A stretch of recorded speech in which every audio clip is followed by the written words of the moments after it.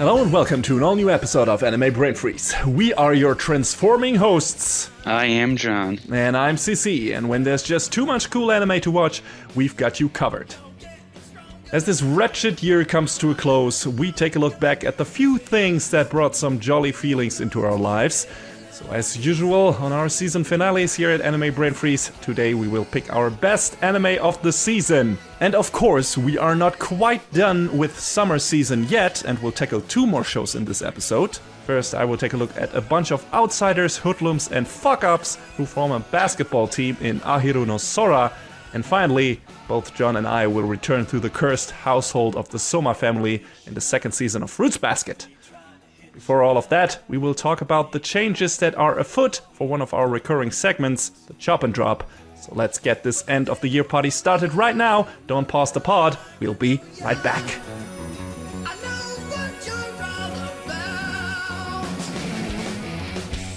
So yeah, here we are in our final Chop and Drop. Surprise, I guess. It's not completely going away, just as a small spoiler here, but we felt there was a need to restructure this thing and do something different with it for several reasons. The first, basically, we plan to downsize the amount of anime we will review for several reasons. A bit of real life here and there, a bit of burnout here and there, and us having just watched a lot of anime and reviewed a lot of anime in the previous seasons and not doing much else. Anyway, so another reason the Chop and Drop as a segment doesn't really make that, or hasn't made that much sense in its current incarnation the previous times we did it was, since we usually already named the reasons for why we might drop one of the shows in the sneak peek these days, and those rarely change, this segment really doesn't fulfill a purpose anymore, because we usually don't elaborate on the reasons that much more than we did in the sneak peek. Usually that reason is already set. So we kind of repeating ourselves when we talk in the Chop and Drop, and that's kind of a bit of wasted air and time. So I mean, it's kind of weird though, because there might be an exception where you start getting into a show and then and you just drop it mid-season or something. Yeah, it rarely happens though. So usually, or at least that's for me the case for me. And I can see why I wouldn't continue this show usually ahead of times, and usually that's the reason why I drop it. So I don't know about you, John, but I thought in the way this works, just doing a segment for just the shows that we dropped was a bit superfluous. For both these reasons, we will rename this segment to The Quick and the Dead. What does that mean?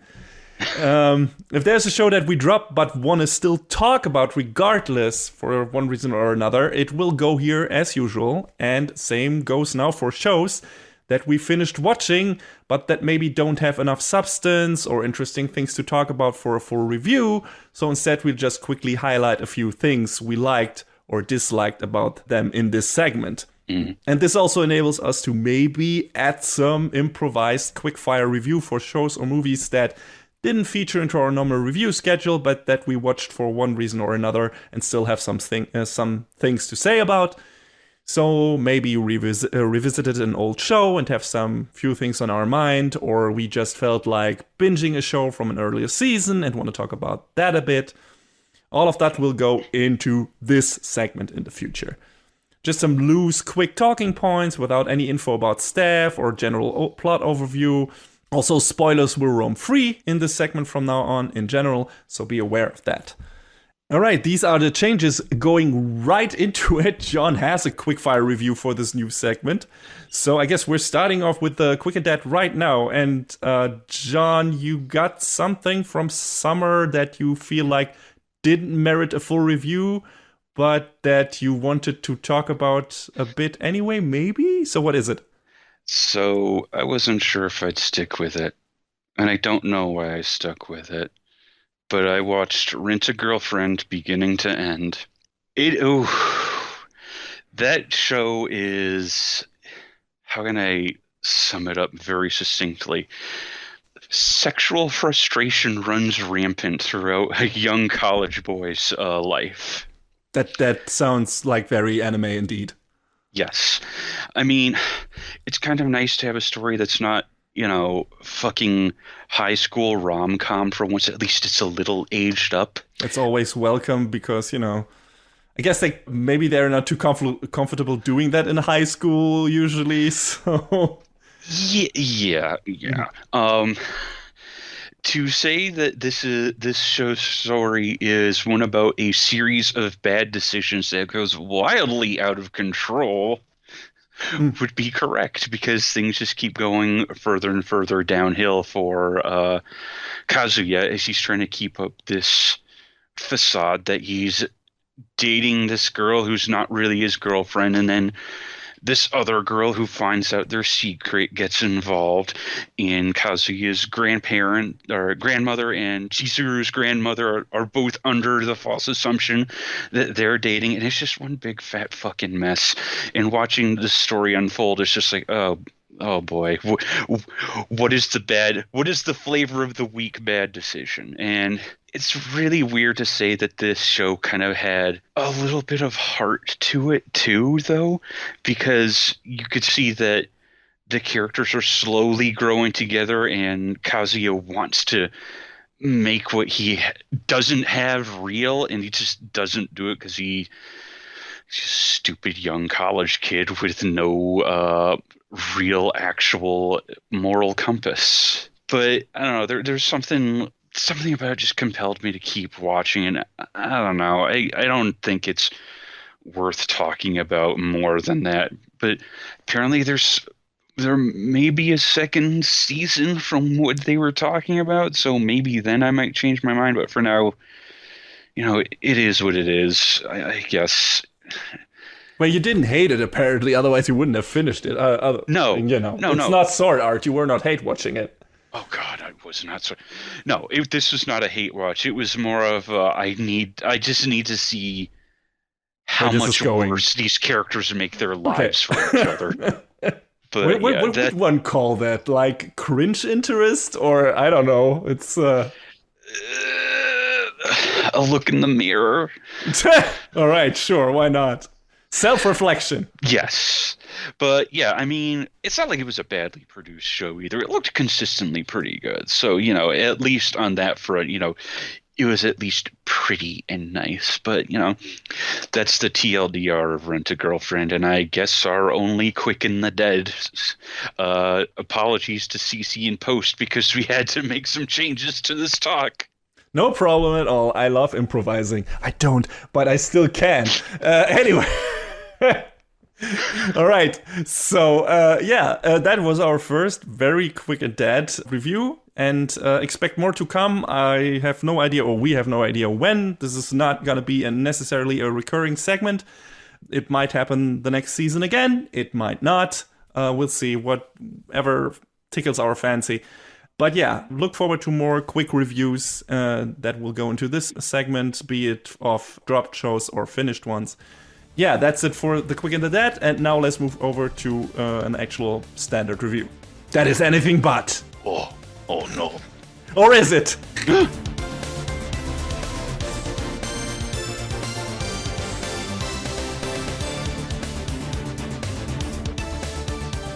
High school first-year student Sora Kurumatani doesn't look like much, and it's easy to get the impression that he has an inflated sense of his own skill. When he tells a group of 5 thugs trying to rob him that he'll fight them all, he's soundly trounced. But all of that changes when he gets on the basketball court. With his pro player mother's shoes and his promise to her, Sora's a dedicated player with a skill that belies his short stature. The only problem is that his new school's basketball team has become a gathering place for delinquents who are more interested in beating people up than playing games. Can Sora's determination and love of the game change himself and the people in his life enough to come together as a team? And can this unlikely team form skills and bonds strong enough to prevail on the court? Ahiru no Sora is based on a manga by Takeshi Hinata. It started its original run in December 2003 and is still being published and counts 51 volumes at this point, which coincidentally is almost the exact number of episodes the anime adaptation got so far, which started in October 2019 and ran for 50 episodes. So definitely one of the longest single season shows we've reviewed here on ABF, if not the longest. Maybe if you count both cores of JoJo's Stardust Crusaders as one, that's more, I guess. But yeah, it's up there. And the anime adaptation was produced by Diomedea, who have come up in our show at least twice, because they also did the animation production on Chio's School Road and Girlish Number, which we both reviewed. They also did Domestic Girlfriend and Squid Girl, among many other things. Ah, yes. Domestic Girlfriend, that show. Yes, indeed, that show. We were made aware of, the world was made aware of it. Thank you, Giguk. It's not only him, I think. Yeah, I think Mother of Spaceman covered it too. Ahiru no Sora has a director and chief director credit, the former being Shingo Tamaki, who was also the director on Aho Girl, which... okay. He also did some storyboards and key animation on the Nanoha franchise and some other stuff. And the chief director of Ahiru no Sora is Keizo Kusakawa, who also directed 1.5 seasons of Nanoha and 2 Nanoha movies. Also stuff like Dog Days, Inukami, and Asura Crying. And the animation on Ahiru no Sora is there. Sometimes. Barely. This might sound harsher than it's supposed to, but there really isn't that much animation in this anime. It's really basic. Of course, there is a lot of talking heads, but during the matches, which is where shows like Kuroko's Basketball or Haikyuu deliver the Sakuga, this mostly has some neat, fluid slow-mo movements at best. Mostly it's a lot of pans, a lot of still shots, a lot of reaction faces, a slowing time down to have the characters, commentators, and onlookers narrate the plays. I mean, it gets the job done, but don't expect anything close to the level of Haikyuu or its top sports anime peers. If you come to anime for just the animation, this show is not for you. That being said, the character models are mostly sharp and on model, even if it might take you some time to get used to all the really wide mouths the characters have. There are also a lot of really well-edited comedy scenes, and the first and last couple of episodes actually show a hint of budget, so that's cool. Actually, the animation quality and sensibilities in general reminded me of the basketball anime classic Slam Dunk, which also had pretty limited animation, but delivered the goods when it had to, which Ahiru no Sora does in a way as well. In that regard, it's also really fitting that one of the members of a rival team in the show got into basketball because he read Slam Dunk, so that's a nice reference. So, if the animation in the show doesn't really bring it, what does? I mean, there must be something, or I wouldn't have watched all 50 episodes of this, right? Well, first there is the music by Hiroaki Tsutsumi, who also composed the soundtrack for Dr. Stone, which definitely was one of my favorite things about that show as well, as I pointed out in my review of its first season. Looking forward to the start of the second one in a couple of weeks. And currently, you can hear his amazing work in Jujutsu Kaisen, which, again, is a stellar outing.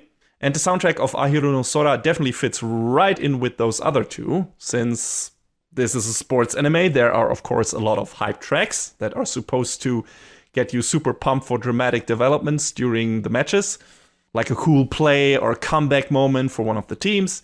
Those, of course, get repeated a lot, but I never got sick of them because they are really good and compensate for the lack of big-hitting animation moments by channeling some real oomph into your speakers. I linked you 2 tracks the other day, John, and they were quite hype. Were they not? Yeah, they were.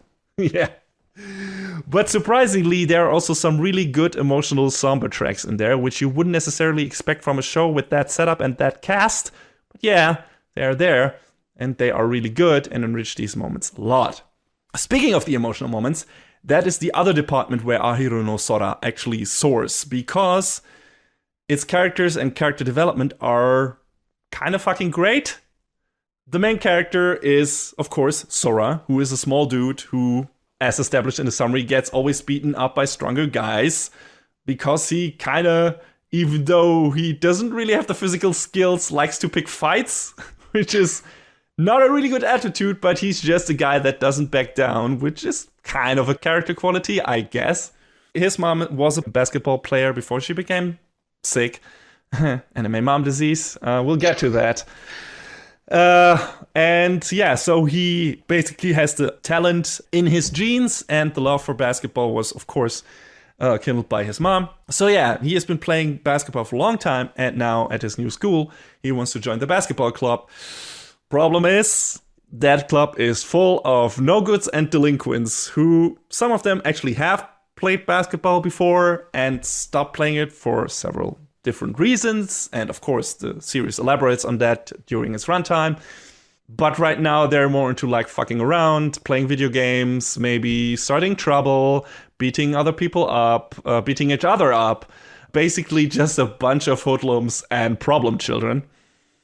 And Sora wants to play them, but they won't have any of it in the beginning. And then he baits them into a 5-on-1 competition to join the team. And man, that kid has moves. So he totally annihilates them, basically. And it's a great moment just in general, and a great starting point to get you into the series and into the character of Sora, and feeling like immediately sympathetic to his plight and everything, and his passion and love for basketball. It totally reminds me of Hajime no Ippo. Sora is also this super sweet guy and who has the guts to stand the ground, even if he really doesn't have the means to, the physical means anyway. But yeah, he puts a lot of work into all of his stuff. He wants to improve. He has a straight goal in mind. He wants to bring the team to the inter high, basically. He just wants to play basketball every day. He wants to be the best that he can be, even though he has a very small stature. And the other people on his team, or what will become the team later after, he gets them to actually play and kind of rekindle their love for the sport, are delinquents, yes, and they're jackasses and asshole, but all of them kind of somewhere in there have a heart of gold, of course. So yeah, that's also kind of a parallel to Hajime no Ippo, because some of the characters in there are also kind of delinquents or kind of assholes in a way. I really saw the parallels there, and I love Hajime no Ippo. I goddamn love that show. So I was like, hey, okay, I guess this show is for me. And it was, despite its lacking animation quality. And yeah, so that's basically the setup of the show. Sora gets his infectious passion for the sport, ropes in all of the guys who didn't really want to have anything to do with basketball, or not have anything to do with it anymore for certain reasons, because they experienced some troubling times before, or, still don't really know what they want to do with their lives, or whatever. There's several reasons for that. So he wants to make this a team and basically get them to a big tournament and become maybe a contender for best of the country or whatever.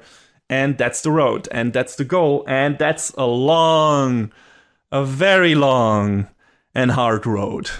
Very, very long and hard road. Mm-hmm. And we're not even close to getting there at the end of these 50 episodes. Not even remotely. Boy. There are a lot of hardships. There are a lot of losses on the way in several ways, not only on the court, but outside of the court as well. And this show is a lot about losing shit and coping with that and overcoming that and becoming a better version of yourself, and not trying to get bogged down in your own self-hatred, your own depression, using others to vent your anger and everything. So this has some really, really potent character drama and some really great character development, which I did not expect. I mean, I've encountered some anime with good character sports anime with good character development. Haikyuu has great character development. Kuroko's basketball, all right, to an extent. It's not that prevalent, I guess, but it's in there. And Yowamushi Pedal is also pretty good in that regard. But something about Ahiru no Sora, I don't know, something about these characters being all these fuck-ups and kind of has-beens, or people who haven't really figured out their lives and are angry at something and try to deny what they're really angry at, and trying to basically put roadblocks into their own way. And then Sora coming into everyone's life and kind of with his way of thinking and with his enthusiasm and everything, kind of starting to make these people face what is important to them and how they can actually improve their self-image and basically create a better version of themselves by the way of basketball. Of course, that's the language that is spoken here. And I don't know, all of that kind of worked for me. I kind of loved it. I wish, of course, that the animation was also up to par, but I guess you can't have everything. But yeah, let's return to Sora for a moment here. Like I said before, Sora's mom was a basketball player on the national team and now is in a hospital suffering from anime mom disease. Which means, in case I have never explained this before, I use this term a lot, but what this means is it's not really explained what disease she is suffering from. It's usually like sick in bed, very tired, very frail, very pale complexion. It could be anything from cancer through, I don't know, from cancer to AIDS, some other infection, some heart disease, you name it. It's just not specified. It's like, so use your imagination. Use your imagination. That woman is sick. That woman is very, very, very sick. And yeah, we'll get to that. Some of that worked for me. Some of that didn't. That is probably my only gripe with the show. I get to that later. But yeah, of course, he wants to make his mother proud, and for a reason, in my opinion, pretty stupid reason, but like I said, I'll get to that. He doesn't really get to see her, and so he focuses all his intent on basketball and getting better, to showing her, hey, even though I'm a small guy, even though I'm not big of stature, and that's kind of what you need for basketball. That's the opinion, the general opinion anyway. I would show you that I will turn this team around, and I will become the best player there is, and I will make you proud. So that's a pretty strong setup, a pretty strong hook for our main character, pretty emotional. Yeah, it's cool. And just like I said, Sora's just a super sympathetic character. He gets always beaten up, like always, but it's not really depressing because he has such a huge mouth on him that you feel like he maybe sometimes kind of deserves it, but it's also like it's just charming because he's like, why would you say something in this situation? Just read the room, dude. And he just doesn't. But it's, like I said, it's also kind of sympathetic, and it comes from a good place. So it's more funny than it's kind of like, ugh, cringeworthy. And yeah, he just keeps doing it. He keeps challenging multiple people, and his self-confidence is refreshing, I guess. And on the court, it's appropriate because he is an excellent player. He is a great three-point shooter. Like, he can basically sink all of his three-point shots. It's insane. His accuracy is ridiculous. He is fast, and his small height actually gives him an advantage by allowing him to do very low drive moves where he just ducks in and just basically sneaks under the other player's defenses just with this really fast duck in drive, and he's past them, and then he's on the way to the basket and scores. And that's really cool to see, even if the animation is limited. We get a real cool introduction to this kind of maneuver in the first or second episode where he does it, and it's really cool to see, like the plays he does and how fast he can outmaneuver his contenders. And it's cool. And ducking in actually features into the entire show, kind of like him being of small stature, doing like these very low drives and stuff like that. What kind of animal does that remind you of? A duck. That's what Ahiru means. So Ahiru no Sora, Sora the duck. And the first OP of the show actually is called Happy Go Ducky. So that also fits in with the theme. It's really great. Like, it works. And kind of, considering duck, ugly duckling, all the characters on this team are kind of ugly ducklings, and all of the show is their journey to becoming these basketball swans. So all of this really works. It's funny, but yeah, and their white mouths also could be considered beaks. I don't know. It's a theme. It's in there definitely, and it doesn't feel heavy-handed, but you can see it everywhere. It's like, hey, yeah, this is our ducks. These people who are considered worse than they actually are and are kind of shunned by society or shunned by, the basketball pros, in Sora's case because he's so small, and they actually are very skillful, capable people and actually have a good heart and are good people down And this show is their journey about their journey showing the world what they can actually do and what they actually are and who they actually are. And that's great. That's great. I fucking love that. I love an underdog story, and everyone in this show is an underdog. Fucking everyone. So yeah, gotta love a lot there to love. Yeah, and despite Sora being really good on the court, in theory, his technique is really good and everything, he has no real match experience so far. So he still has a lot of weak points to overcome, like not being able to shoot from the left side of the court when he's forced to, or not being able to handle the building pressure of a real match very well. So there's a lot of learning experience for him still, even though he's a really gifted player. That's also important because, if he's just standing still and everyone is trying to catch up to him, that's also not really fun. Then you get shows where someone is like the super capable Goku guy and everyone is trying to be better than him. And although, Goku has opponents that he can beat at first hand too. So there's that. But he's definitely not Gary Stu, so to speak, Sora. He has a lot to learn. And there are just a lot of funny bits out there. There's a character later that comes into play. We'll talk about her later. But she's a girl, and she gives him...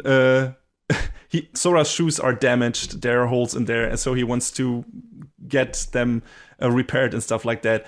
And because that takes some time, she gives him shoes, and they're her shoes, and they fit his feet perfectly because he's so small and has so small feet, and it really bumps him out. And that is fucking hilarious. Like, the show in general is funny as hell. Like, there's so many funny scenes. Like, the humor in this show is fantastic. It's on par with Haikyuu's humor, if not better at times. Like, there's certain characters in there that had me laughing at everything they did because they're just hilarious or just funny jackasses or idiots. And yeah, the show is really good at that. So that was one of the bits that really made me laugh. Like I said before, none of the other team members really want to play basketball in the beginning. They just had to join some kind of club due to school regulations, or so they say. Of course, some of them really want to, deep down, play the game. And one of them is Momoharu, who becomes the captain and is one of two twins, the other one being Chiaki. They look really different, or they're just brothers, I'm not sure, but I think they're supposed to be twins. There's identical and fraternal twins, so I guess. Yeah, it works. But really, Momoharu is like this kind of lanky but muscular dude, very tall, with blonde dyed hair and a pompadour, like the typical Yankee cut, you know what I mean, and the typical delinquent cut haircut in classic anime, like he would be in a motorcycle gang. And the other one, Chiaki, has like this huge afro, basically, and this really smug look on his face is always like, what am I gonna do next? I feel like fucking someone over or is doing something stupid. And Momoharu wanted to play basketball but gave up because he lacked the talent and could never get good enough with just practice. And that kind of broke his spirit because he just couldn't do it and didn't have anyone to push him. Certainly not Chiaki, and we'll get to that. And yeah, so that's the reason why he stopped. But seeing Sora play the way he does and telling him how when Momoharu jumps for the first time, I think to get a rebound, how amazing that is and how he would love to be able to jump so high. Actually, that firing up Momoharu's will to try again. And then these guys push each other to become better and better. And Momoharu becomes a really good captain in his own right. And firing up his team again when they need some energy and stuff like that. And he's a really, really great rebounder. Can shoot hoops for shit. He really can't score. Like, he's really bad at it. He can't even do a dunk.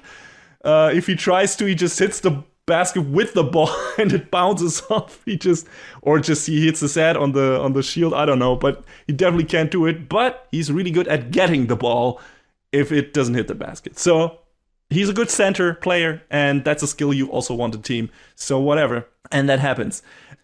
Chiaki, the other guy, is kind of on the opposite spectrum of his brother. He's really talented, as we later learn. He is an incredibly gifted player who, especially as a point guard, he knows what to do. He knows what other what he needs to do to get the ball to other players. He is a guy who can analyze the match setup and knows how to position himself and to do certain things to outmaneuver other players. And he has a bunch of tricks up his sleeve and stuff like that. So he's really gifted. The problem is he hates rules, regulations, and requirements, and everything that is too much effort. He's a guy that immediately gives up if something is not fun.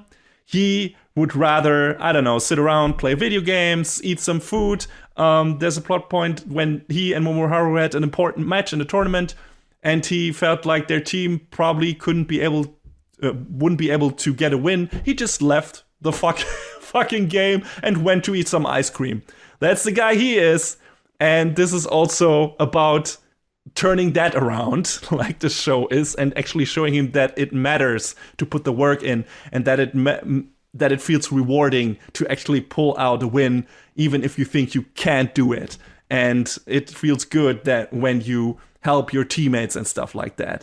And of course, deep down, it's all about him not being able to face disappointment, really. And if he distances himself from that preemptively and say like, well, I didn't participate, so it's not my fault really that we lost.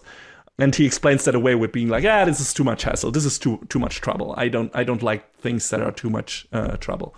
So yeah. Also, Chiaki is horny on main, and seems to be only interested in girls. Which makes me think, though, wasn't he saying he doesn't like stuff that takes too much effort? Well, I have some bad news for him then. Will he enjoy marriage? But he will join the team eventually because, of course, right? That has to happen, and he does. And yeah, that's where we go. Yeah, but Chiaki is probably the most fun when it comes to the humor in this show, because he does all the wacky, dumb shit. Like, for example, he brings a giant riding duck to the club room for some reason, and then just they open the door at some point, and he's sitting on that stupid duck and riding, and it's like, hey, what's up, guys? They're like, what the fuck are you doing? And, shit like that. And him being that giant horn dog. Sometimes this can border on creepy, but it rarely happens, and it mostly is just funny because he's also, like, constantly rejected and failing and everything. So it works. And yeah, I liked him a lot as a character, especially when he becomes more reliable, and you see some cracks in the facade that he builds up of like, hey, I don't really care about any of this. This is too much trouble. This is too much work. And when he actually starts caring about shit, and then he becomes a really cool character. We have another character that is named Kite. In the English subs anyway. In the original, it's just Toby. I mean, I get it. But if the creators wanted to give him an English nickname, they would have done so. Because one of the characters is named Chucky. And do you think Chucky is his real Japanese name? So they could have just left it at Toby. So I get what they were doing with it. But I don't know. It was weird that suddenly the subs decided to translate that name into something English. But yeah, I guess since it's a nickname, it works.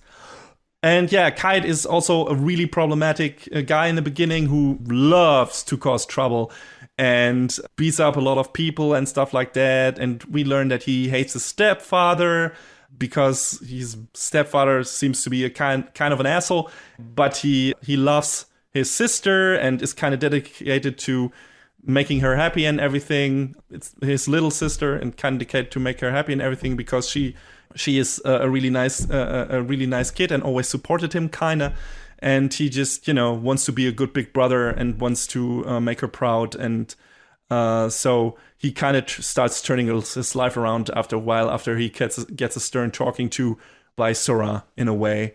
And yeah, he in the beginning he's a super gifted player in general. He's the MVP of the team. Later he just basically can score from anywhere and anything, and it's great.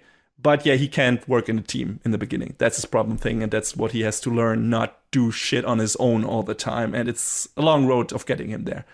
We learn why he has some troubles. He got his ball from his dead father, so it's very precious to him. And you realize that there's some bottled up emotions there that basically cause him acting up and everything and lashing out to anyone who gets in his way. So yeah, it's interesting to see him come around later on and turn his life around. These characters are great, man. this show has a bunch of fantastic characters that I love. Just talking about the teammates right now. And there are 2 more in here that I will talk to about momentarily. But yeah, just the teammates of Sora are fantastic and have like these really beautiful little character bits that just make them really sympathetic to me pretty quickly. I'm just talking about the characters because that's kind of all the show has to offer. So bear with that for a while.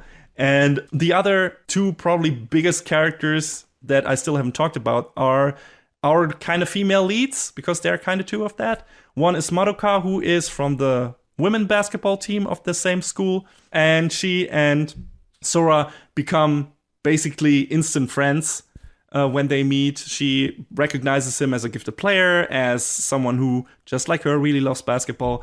And yeah, they have this really kind of sweet, maybe blossoming romance. Although later in the show, it seems like she might be interested in another member of the cast.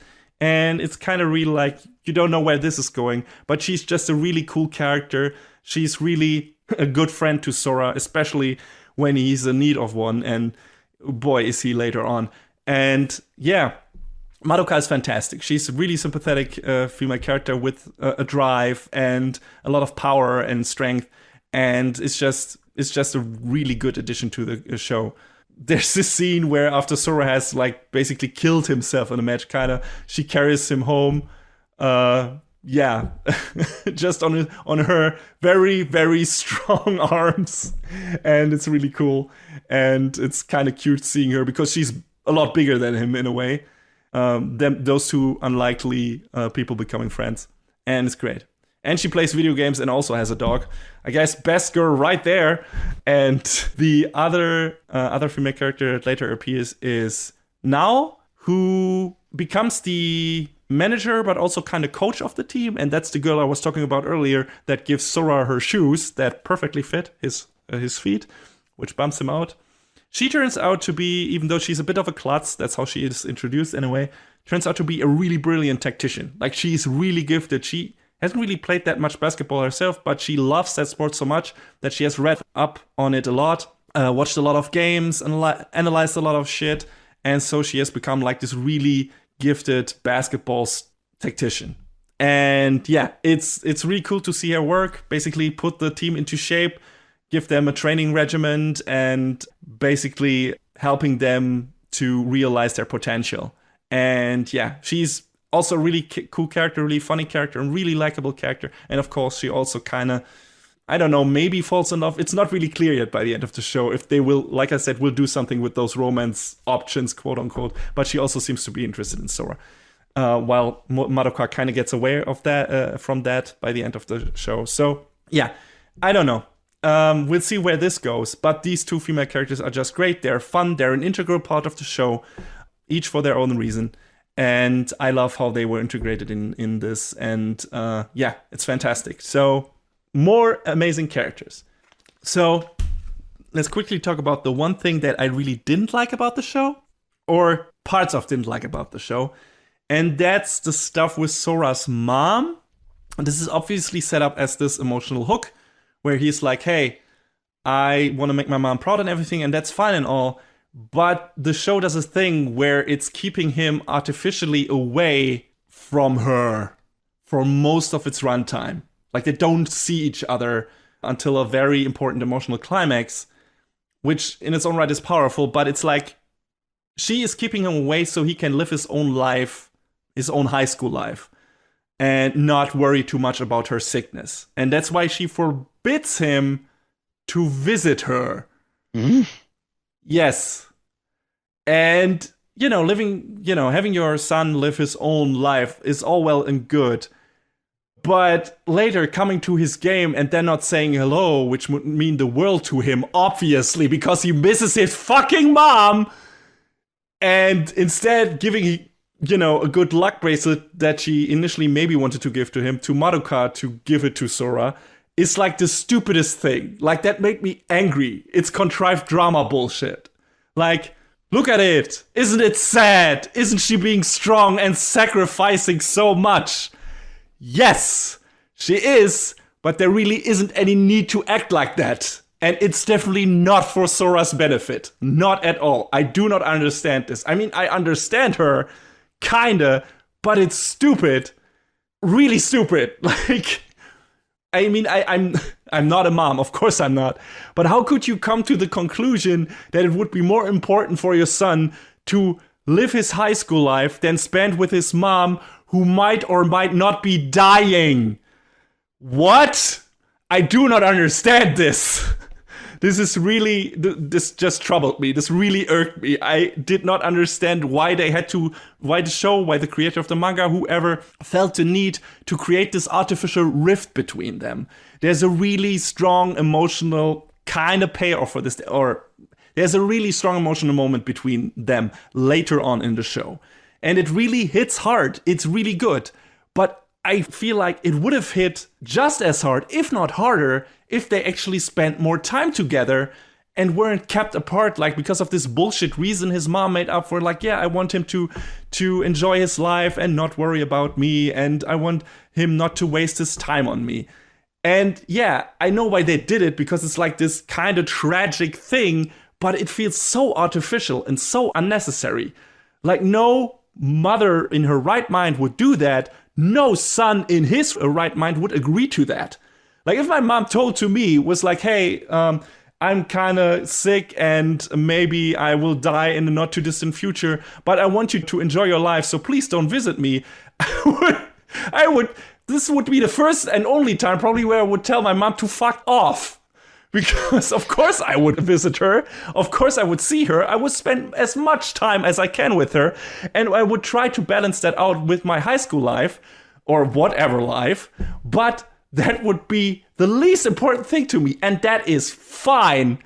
Yes, that would maybe be a big part of youth, but that would not be wasted time. You spend time with the person you maybe love the most. How is that wasted time? How is you getting better at basketball? Yes, of course, it's self-finance, self-realization, whatever. But how is that more important? That train of thought is so beyond me. And when that was so prevalent in the show, like these few moments where that really is in the foreground and they really try to make it this really tragic thing and really do it with these contrived plot devices, and like, just stop. That is so unnecessary and it pulls me out of the show. Stop doing this. It's so stupid. And yeah, that's pretty much the only thing that really pissed me off about the show. There's like this moment where they literally say like, yeah, he hasn't seen his mom for half a year. Are you fucking kidding me? Are you for fucking real? This is not that I can't. I'm sorry.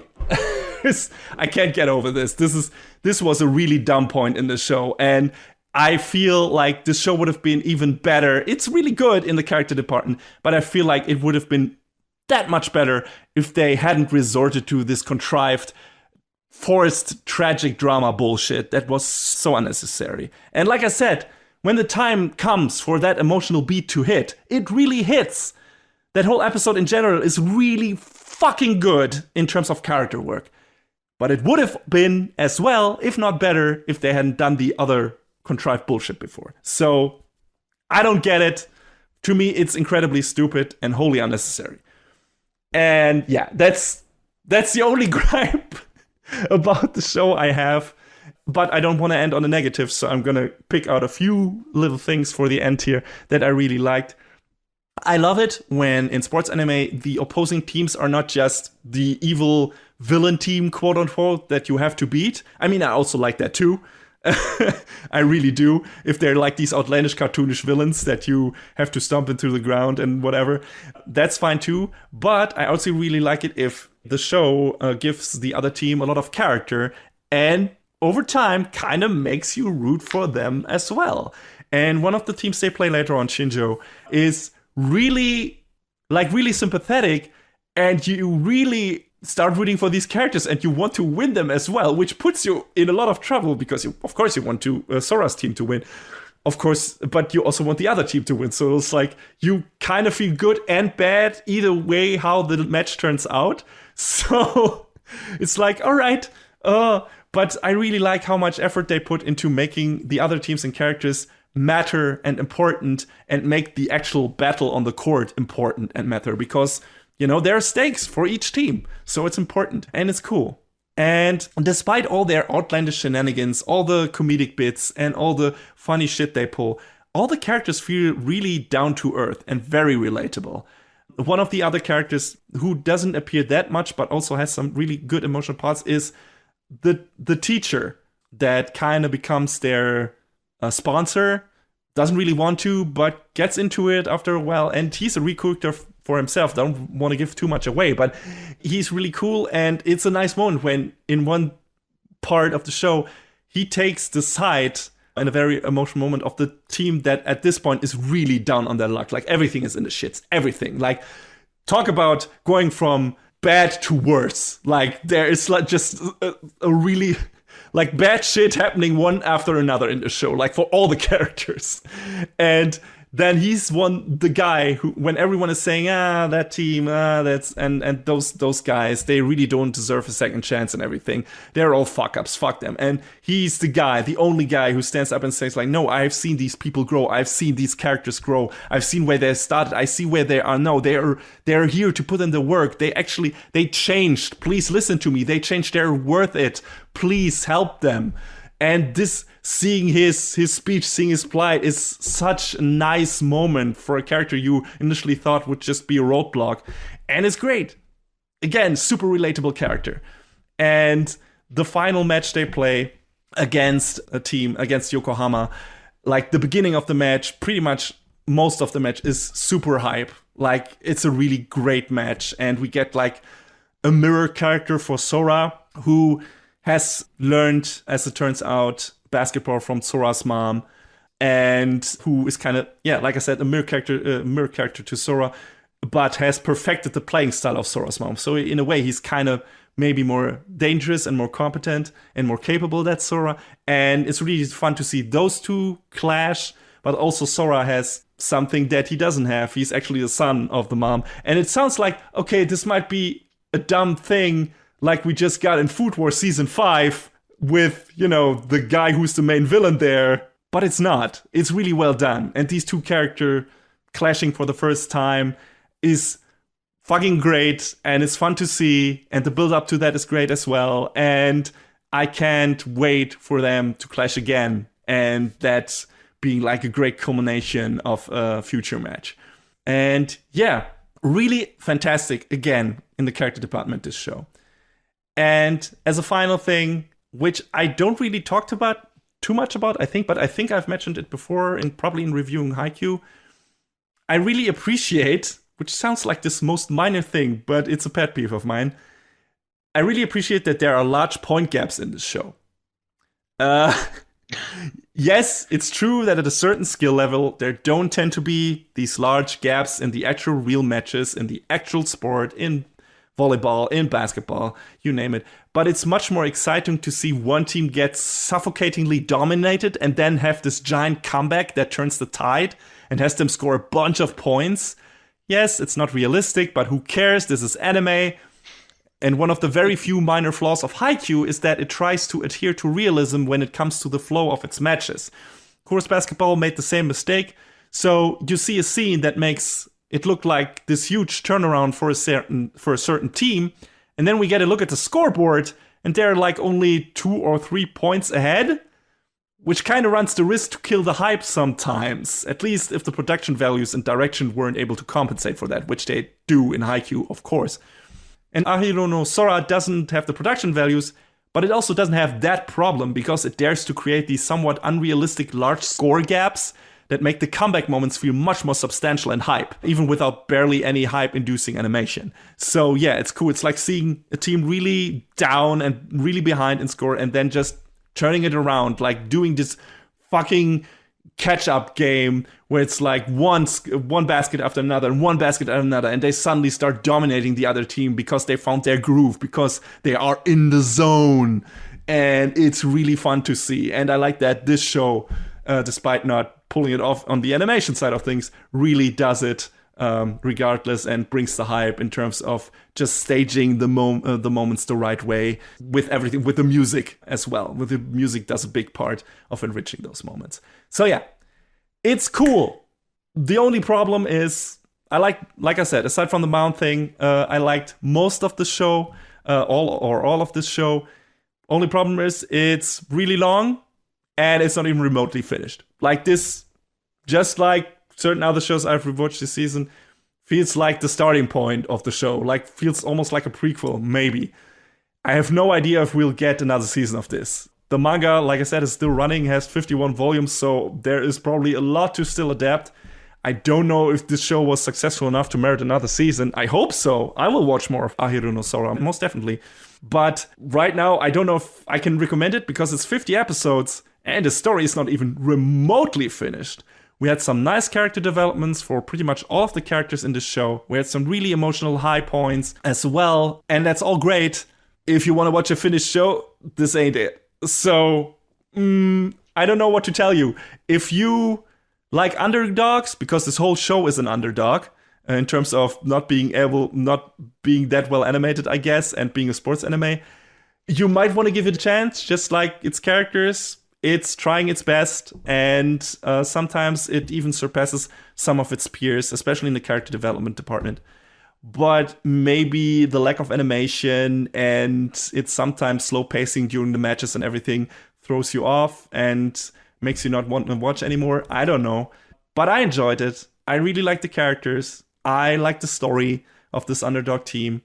And I would like to see more. I just don't know if I can recommend an unfinished 50-episode show to you. So we'll see if some of you are interested in watching it.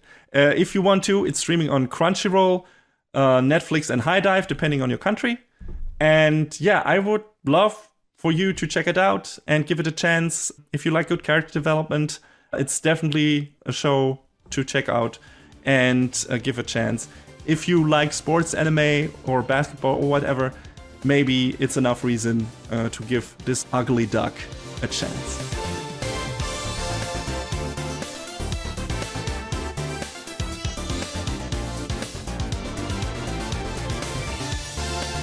So, after that, we're going back to another show that we've talked about before. We're reuniting with some friends, I guess you could say, with the second season of the new Fruits Basket. So, where do we begin? So, a year has passed since Toru Honda began living in the Soma residence, and she has since created stronger relationships with Shigure, Kyo, and Yuki. She's also grown closer to the rest of the Soma family and has become familiar with their ancestral secret, having helped them with many of their personal issues. The closer Toru gets, however, the more she begins to realize that their secret holds a darker truth than she first presumed. Summer is approaching, and Toru is invited to spend her days with the Somas, mainly Kyo and Yuki. Toru wishes for an easygoing vacation, but her close relationships with the two boys and the rest of the Somas may prove to cause trouble. As they grow more intimate, their carefree time together is hindered by older hardships and feelings from the past that begin to resurface. The eternal banquet also dawns on the members of the Zodiac, and they must tend to their duties alongside the unnerving head of the family, Akito Soma. With the banquet approaching and a plethora of feelings to be resolved, will Toru's life with the Somas remain peaceful, or will she find herself in a situation from which she cannot escape? So, as said before, this is a continuation of what we had previously talked about. Spoilers, people, this is a continued series review, so be aware of that. We're going to talk in detail about shit. Yes.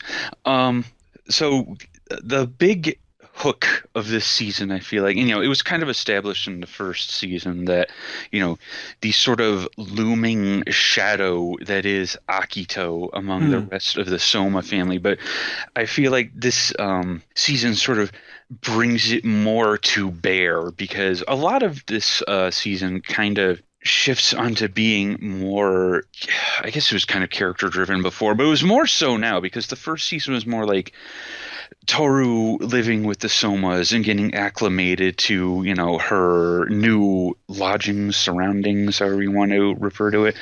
Whereas this time around, we see a lot more of the, more individual character stories and how those all sort of play together into this web that Akito is sort of weaving for all of the other characters to fall into. Yeah. In the first season, we get introduced to all these characters, and it's like almost the whole cast, I guess. Not all of them, but most. Then, like you said, this season, it's all about learning, hey, okay, how does the Zodiac thing actually work? What is the actual background story of our most important characters? And how does Akito figure into all this? Which is, yeah, he figures into all this. So it's like, yeah, that's the most important thing. And of course, some characters are featured more heavily than others in this season. And I think aside from Akito, this is probably mostly Yuki's season. I think he has the strongest, most important character development moments. His relationship to Akito really gets the spotlight. And also how he overcomes the psychological damage that resulted from that relationship. So yeah, I would say that's the focus of this season mostly. Would you agree? Yeah, I would. I mean, everybody gets a little bit of something in this season, though. Like, yeah, of course, yeah.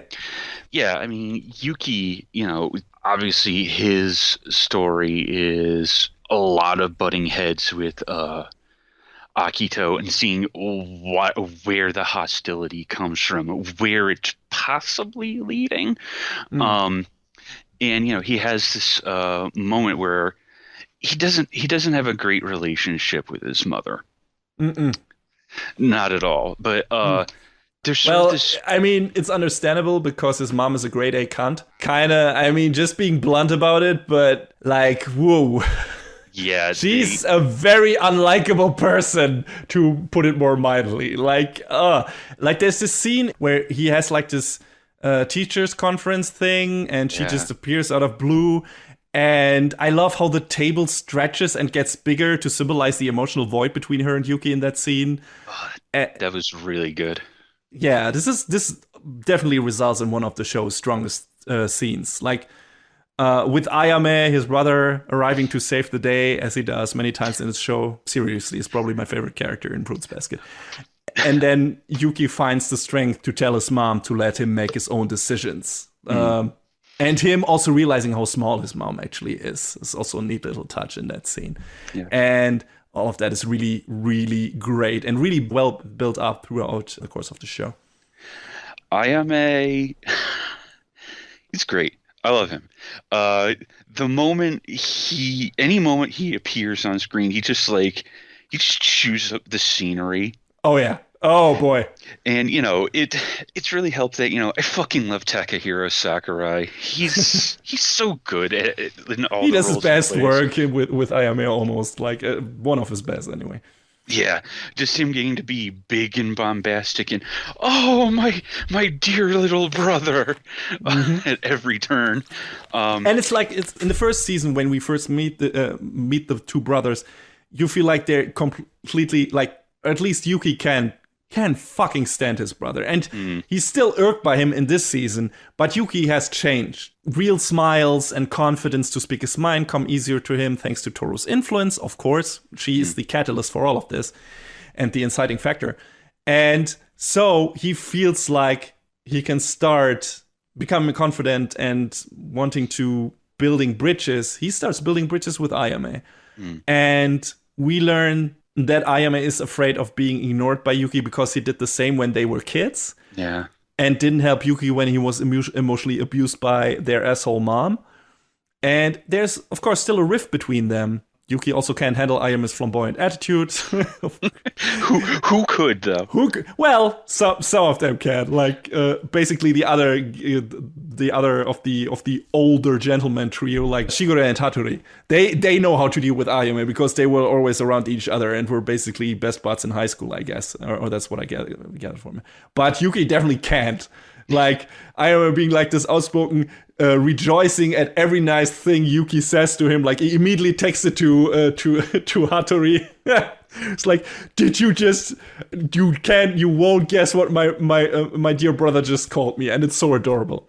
And Ayame just can, you get the idea that he can rarely speak in an earnest tone to Yuki, but when he does, you quickly get the feeling that Yuki means a lot to him, even if he has to mask his true emotions with jokes. And of course, he works in a shop for handmade fetish wear. Of course he does. Makes total sense. And no, it's fine. Don't worry about it. It's great. Like those two brothers becoming brothers again in this season. And then the scene, like I mentioned before, when Ayame appears on the scene, is like, hey, I didn't help Yuki when he needed me most, when you abused him and you treated him like garbage. And I realized by myself that was a shitty thing to do, and I'm here to make amends. And you need to get there too, so get the fuck on it. In his own words, of course. And that's such a good scene. And it's so, oh, yes! Go do it, Ayame, you're the best. Fuck yeah. And I really love that scene, and I love Ayame. I think he's a fantastic character. It's such a massive cast of characters. It's hard to pick a favorite, but... Oh, yeah. But Ayame, though... He's up there. He's definitely up there. Like, there are a bunch of great fucking characters in this show, but he's definitely one of my favorites. Just his way of thinking and how he and Yuki become friends, which is him not letting it go, basically. Just trying over and over again. We're like, here, I'm here for you, please. I'm a jokester, I'm a trickster, I'm a fuck up, but I'm still, trying. I'm really trying. I'm trying to make amends. I'm trying to make better. At one point in the show, those feelings reach Yuki and their bond becomes stronger and gets repaired again. And it's just a great moment to watch. It's really heartfelt. It's really enriching, and it's just a really good emotional beat. And yeah, just felt good watching it. It makes your heart sing. So it's probably my favorite part of this season. Yeah, it's definitely one of mine. There are a bunch of other great ones, and most of them, like I said before, relate to Yuki, because this is kind of his season, his and Akito's, I would say, in a way. I mean, there's a bit of Kyo in there as well, but he got his big break thing in the previous season when he transformed into the monster cat version of himself, and Toru wouldn't let go and basically pulled him back from that, giving him kindness when he didn't want any or didn't expect to get any. And there's probably going to be more of that later in future seasons, but this season is more about Yuki realizing who he is, how he can become stronger, and pulling away from Akito's grasp, which is the most important thing. In the beginning, he is not there yet. You get the scene where Yuki, for one reason, it's before he enters the Soma main estate, and right before he gets there, he has a panic attack because his memories of what happened to him bubble to the surface. But he pushes through anyway because he cares about Hatsuharu's well-being. Yeah, that's why he was there, right? Because he was afraid that Hatsuharu was in trouble. And they're good friends, really. Apparently, he was Yuki's only friend for most of his life. And yeah, it's really cool seeing him overcoming his fears and everything. And then later on in the season, we get him working with the new student council. Which, I don't know how you felt about it, but in the beginning, it seemed to me like this would be just a distraction and an unnecessary addition to this already enormous cast. How did you feel about when they first introduced all these student council members? Yeah, I kind of felt the same way at first, but then they started to get, they didn't really spend a whole lot of time on them, which was fine, but we at least got to know each character, which which was absolutely fine by me, because knowing because the most interesting character of that was probably Kakeru, because he helped Yuki sort out his feelings a lot when he was having the most trouble. Their characters are so like diametrically opposed to each other. Yes, absolutely. But he's basically another version of Kyo in his mannerisms and his bluntness and everything, and him fucking around. Like it's an important step clashing with Kakeru. For Yuki, it's an important step in learning to work together with others and verbalize and convey his feelings to them. Because Yuki is not really about that in the beginning. He's really introverted, he's really soft-spoken, he's nice, he's friendly to everyone, but he doesn't really tell anyone what he's feeling deep down. And Kakeru is the guy who pulls that out of him because he gets so on Yuki's nerves. He's an even more impulsive version of Kyo. So like you said, the antithesis of Yuki, but without the family baggage, which is the important part, right? Yeah. That's the problem that keeps Kyo and Yuki apart from each other, because there's already too much history, and then the whole Zodiac shit, and that's not there with Kakeru. And also Kakeru was kind of in a situation with his parents, similar to what Yuki went through with his mom. So Yuki feels like he has met, even though they are, like you said, different characters and really opposed to each other in terms of how they behave, Yuki still feels like he has met a kind of kindred spirit that he can really open up to. Mm-hmm. And they become fast friends in a way, and it's amazing to see. And it's great to see Yuki grow through that. He probably has the most impact out of all of the student council characters. Like, Kimi and Naohito are kind of there to be there. They're fun in a way. Yeah. I mean, they're very, very loud and boisterous, and, you know when they're in the room. Hi, hello, yes, please keep it down. Yes, indeed. But I think the only other character on the student council that was actually kind of interesting was Machi. Yeah, I ship her and Yuki hard, by the way. Like, yeah, that needs to happen. Toro and Kyo and Machi and Yuki. We got our pairings right here. Now the show just needs to do the right thing. Yeah, so pretty much. I mean, she's, also very troubled as well. So, she doesn't. Absolutely. She doesn't see Yuki as anyone special, but he still wants to reach out and help her through her troubles. But when things get really rough for her, boy, they get really rough for her. It's not a great scene for her. Mm-mm. But again, everybody is a mirror of each other in this situation between Yuki, Kakeru, and Machi. And the way that sort of helps establish this relationship, and how they all sort of help each other through their shit. So it's helps make this really strong relationship between between Kakeru and Yuki, between Yuki and Machi getting out of her shell and wanting to actually speak with others and try and get to a good place in her life. Yeah, actually find out her own character, find what she actually likes, and realize who she is. And I also like, she realizes, she's like, no, Yuki is no prince. And of course that gets on the nerves of the fucking fangirls who always put Yuki on a pedestal and made him this character that he really isn't, but he assumed that because it was an image he could work with and stuff like that, and that would keep other people away and just act aloof, and everyone would be like, oh, he's a prince, and yeah, that's the way he is, and not ask any more questions. And of course that worked for him, but Machi's like, no, that's not the guy he is, really. He's kind of like me in a way, and he just looks really, really alone. And she hits the nail on the fucking head, doesn't she? Mm. So, it's really cool to see someone mirror Yuki in that way. And those two actually connect over that. They also fight, but yeah, it's like, I see something there. That could work. And returning to Kakeru for a bit, it's really nice to see Yuki's and Kakeru's friendship slowly grow. Like in episode 23 or 24, they have a friendly fight and then just leave school together and talk about hanging out at the market sometime. Like, this doesn't feel like a conversation Yuki would have ever had with someone aside from Haru, maybe. And definitely not outside of the Soma household before. Like, the signs are subtle, but it's really clear that even though they are polar opposite characters, they are becoming really good friends. And let's not forget, Yuki already partially opened up about his horrible childhood to Kakeru, which is like this giant unexpectedly forward in not trying to keep all of his feelings bottled up inside. And that's why Kakeru feels like such an integral character after a while. He doesn't really understand because Yuki doesn't tell him everything. He just says like, hey, I experienced some shit in the past and that's why I am that way and that's why I'm that way. But that's so much more than he has ever done before that he was ever said to any character. And it's like, oh, okay, I see.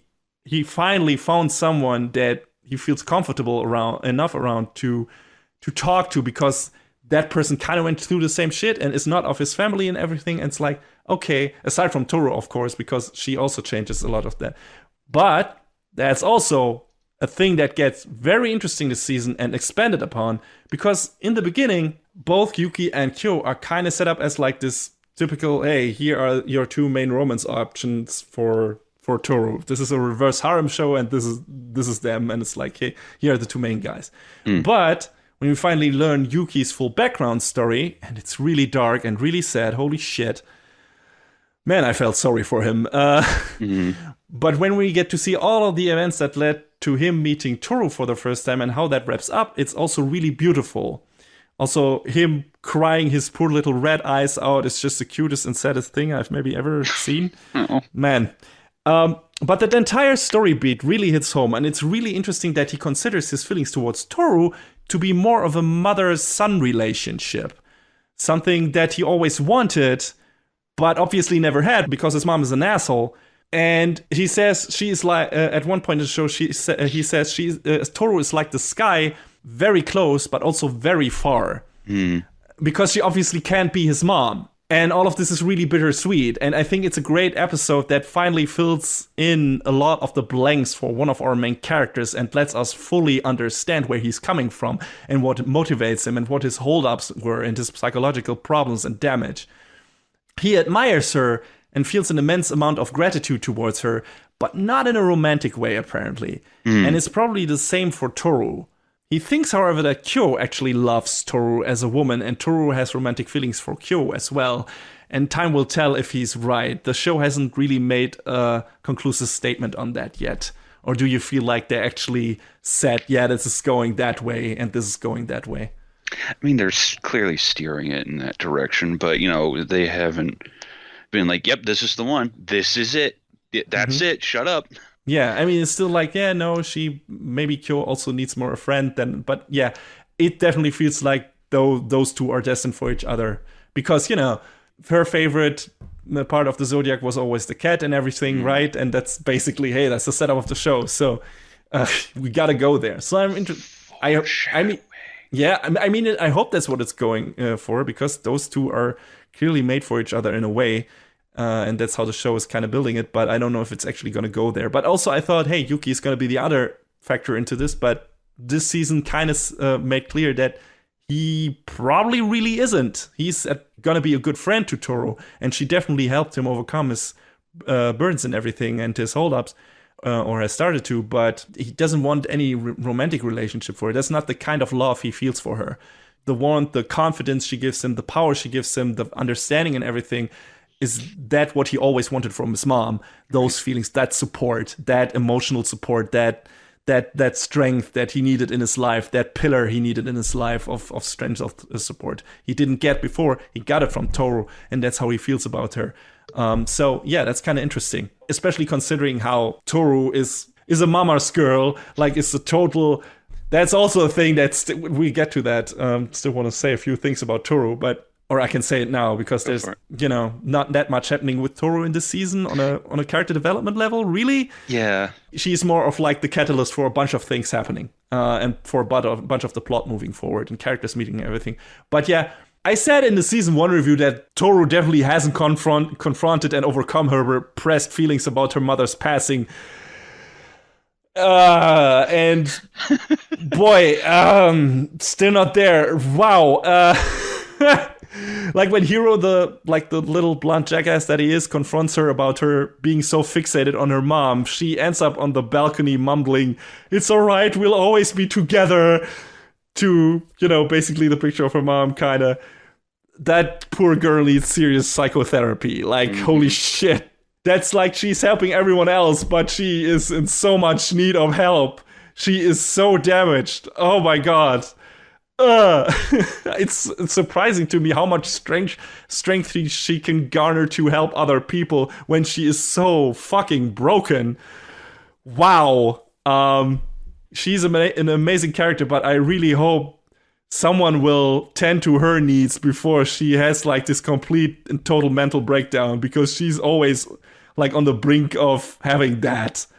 It's sad because she's a really great character. Like, you see it breaking her heart to see people who are unhappy and not able or willing to fight for their wishes, because since they are still alive, their wishes could still come true, unlike probably her biggest wish to see her mom again, which can't ever come true since her mom died. And that's all really sad and tragic and horrible. And holy shit, Toru. God, I hope you find happiness. This is all. God, Kyo is probably the guy who's gonna make it happen. Like, this must happen. Otherwise, this will be a very sad ending to the show. I don't know, how did you feel about Toru in this season? I think I think you kind of nailed it, because poor girl just needs a little bit of help. Just a little bit to help her, to get over what she needs to. And she's not there. Yeah. She definitely doesn't get there this season. But, there's still more story to tell. So, just maybe this whole ordeal with the Somas itself will be able to help. We don't know. Yeah. I've never read the manga, so I don't have any insight on that. But yeah, man, she just it's hard not to feel bad for her, like, constantly on that. But how do you overcome that on your own is the problem. And of course, there's this big support system around her that she has kind of helped to reconstruct, and now maybe it can help her. Yes, I guess that's the thing. Like, she's gonna help everyone, and then everyone will come together to help her. That must be the climax of the show. Yeah, like, that must be the climax of the story, because she's gonna have some kind of severe breakdown and completely falling apart, and then everyone needs to come together to help her. Or it happens during the course of the show, slowly but surely. I mean, she has become more a part of a family again and has become stronger, but there's still so much amiss about her psychological state. And, there are little hints of it here and there of other people helping. Like, when Toru admits she is plagued by existential dread in this season, at the beginning of the season, Shigure recommends that she should try to concentrate on the here and now rather than fret about the future more than necessary. When she's like, oh God, am I going to find a job? What am I going to do with my life? And stuff like that. Short mental breakdown. Some of the Somas already helping here, and Kyo is probably doing the most to be a support pillar for her and telling, like, you're worrying too much about shit. Like, you're great, and you're great the way you are, and whatever, and don't be an idiot about it. He's bad with words in a way, but he tells her what she needs to hear in his own blunt way. Yeah. So, and more caring than someone like Hiro, for example. So that's a good thing. I hope he will do the final thing and pull her out of her misery and help her overcome her feelings about her dead mother and everything. So we'll see if we get there. But yeah, let's get to the. Let's first talk about the other two characters, or one of the other characters, because the other character is directly connected to Akito's story, and I want to get to that last.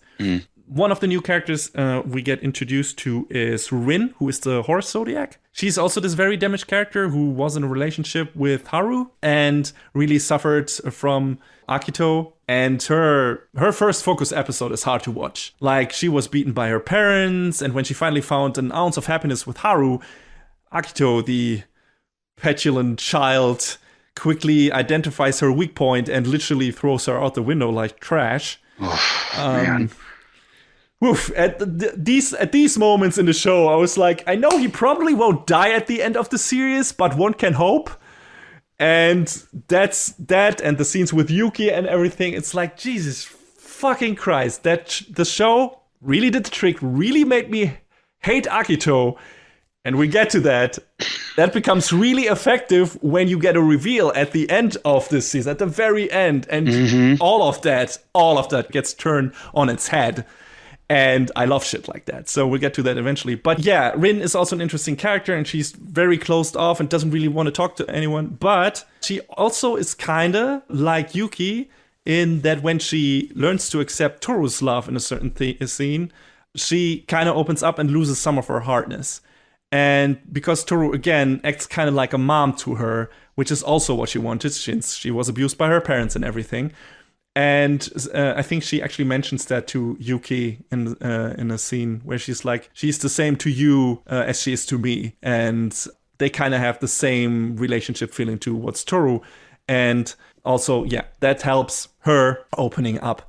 And it's pretty great. So she's an interesting new addition, isn't featured that heavily in this season, but the moments she's in, they are interesting. So I wonder if she will be featured more heavily in the third season and will play more of an important part. But still, despite her not being featured that heavily, her story was pretty interesting. And I mean, the way she connected to Hatsuharu, because, oh boy, Haru kind of popped off early in this season, and I mean, I can see why. And he's still one of the most sympathetic characters. His relationship with Ryuki is really great. Yeah. Him being like this really reliable friend when, IMS still wasn't really, didn't really factor into Yuki's life yet and everything.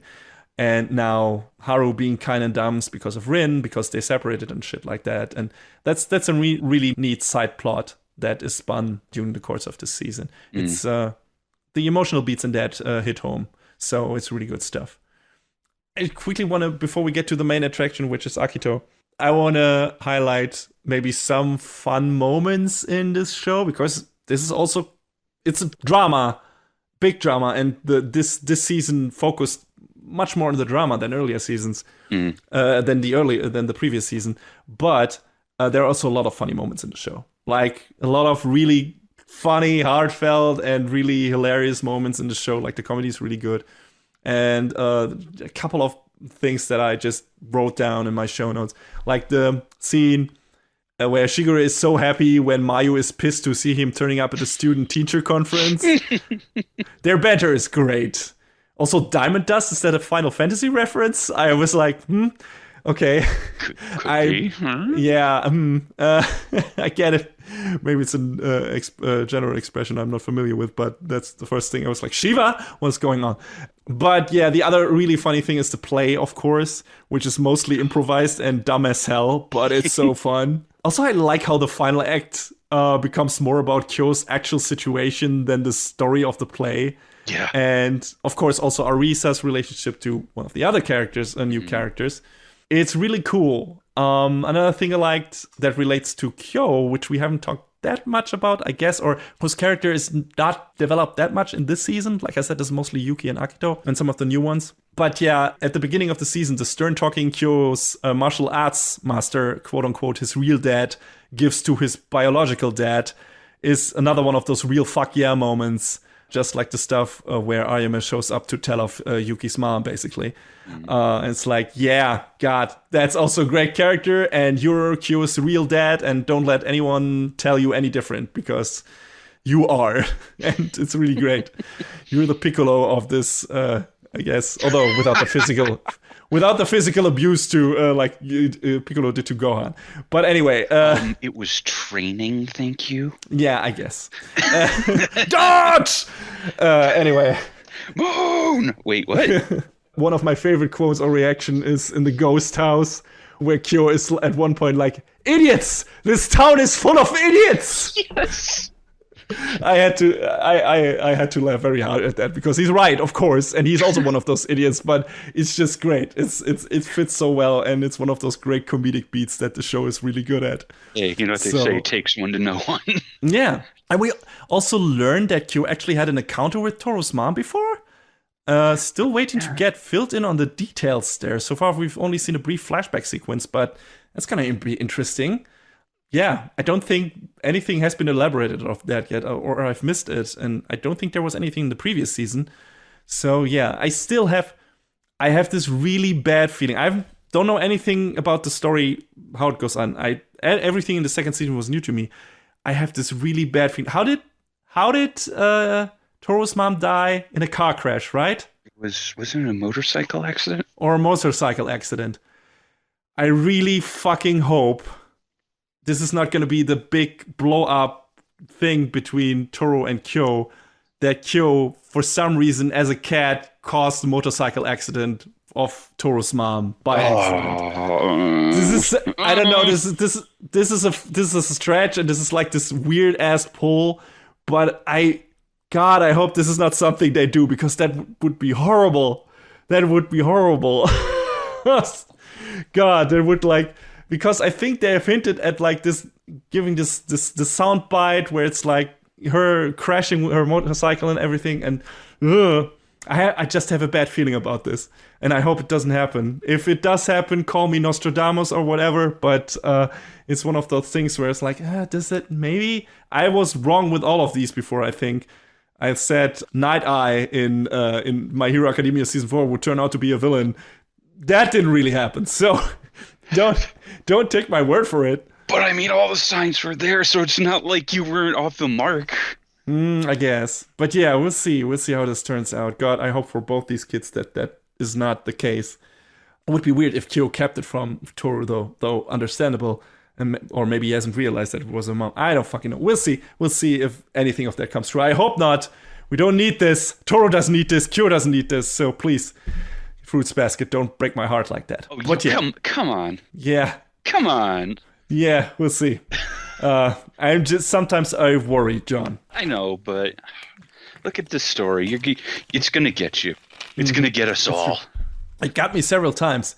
Speaking of which, let's get to our villain, I guess, which was only hinted at in the previous seasons and made a brief appearance, and you immediately were like, holy fucking shit, this is a threatening dude, even though very frail presence, like a very frail statue and everything, but like this really threatening presence, like immediately on the scene, and you were like, oh, that Akito is up to no good. And it's like, fuck. Yeah, I mean, you look at him and you instantly know. Yeah, and it gets so much worse this season. I think the first scene, of course, we get all the flashbacks with Yuki and everything, but I think the first scene where he really appears on the scene, and you know immediately, oh god, shit is gonna go bad, is when he turns up at the vacation house. Mm-hmm. And of course, Shigeru is the one who pushes Akito to come to the vacation house, because Shigeru's whole game plan, I think, is to force a confrontation between Akito, Toru, and the others.